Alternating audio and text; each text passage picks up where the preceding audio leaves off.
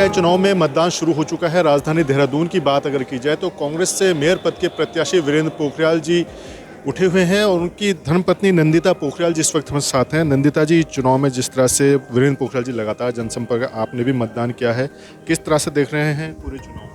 एक positive feeling है, positive वातावरण बना हुआ है और लोगों ने इस बार जो चुनाव किया है, हमने भी एक नया फेस, साफ छवि का व्यक्ति उनके आगे दिया है और जो भरोसा उन्होंने जताया है, जो फ़ोन कॉल्स आ रही हैं, आप देखिए ईश्वर भी हम पे बहुत अपनी कृपा बनाए हुए हैं। आज मौसम बर्फ़बारी और ठंडे का था तो आज धूप है, तो और अवश्य जो मैं सोचती हूँ अगर पोखरियाल जी जीतते हैं तो जो भी जिसकी भी आशाएं और उम्मीदें हैं वो पूरी करेंगे और सबके उम्मीदों पे खरा उतरेंगे।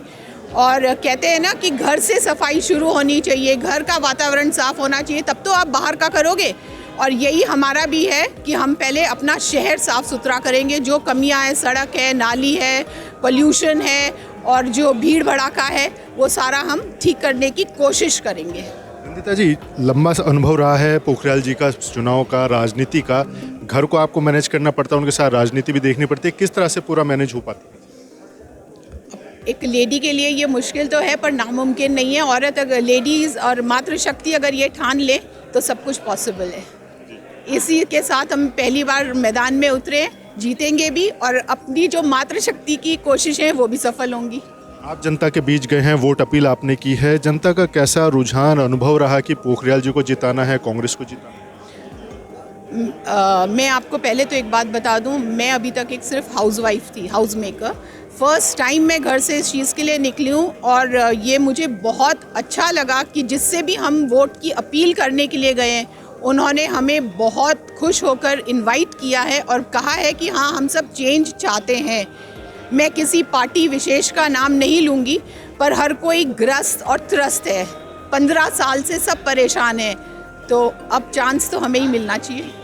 वीरेंद्र पोखरियाल जी लगातार जनसंपर्क कर रहे थे, घर में आपसे बात होगी, as a lady, as a महिला होने के नाते आपने भी कुछ सुझाव, कुछ बात रखी है कि अगर आप जीतते हैं तो इस तरह की चीज़ें महिलाओं के लिए होनी चाहिए?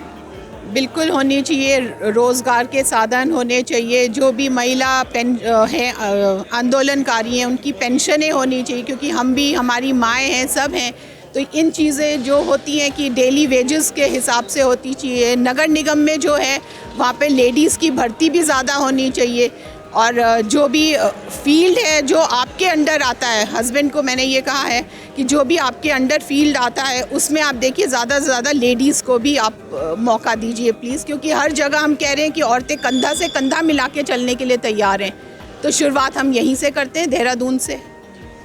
ये थी नंदिता पोखरियाल जी, कांग्रेस से मेयर पद के प्रत्याशी वीरेंद्र पोखरियाल जी की धर्मपत्नी है और लगातार चुनाव में उनके साथ कंधे से कंधा मिलाकर चल रही थी। और जिस तरह की बात उन्होंने कही है कि आम चुनाव में सफाई की अगर बात की जाए तो शुरुआत अपने घर से होनी चाहिए। नगर निगम में वो चुनावी मैदान में वीरेंद्र पोखरियाल उतरे हैं और एज अ महिला होने के नाते, लेडी होने के नाते इन्होंने भी अपनी बातें उनसे रखी हैं कि अगर आप नगर निगम के मेयर पद पर जीतते हैं तो महिलाओं के लिए तमाम सहूलियतें नगर निगम क्षेत्र में होनी चाहिए। अपने सहयोगी रुपेश नेगी के साथ अजीत काम्बोज, देहरादून।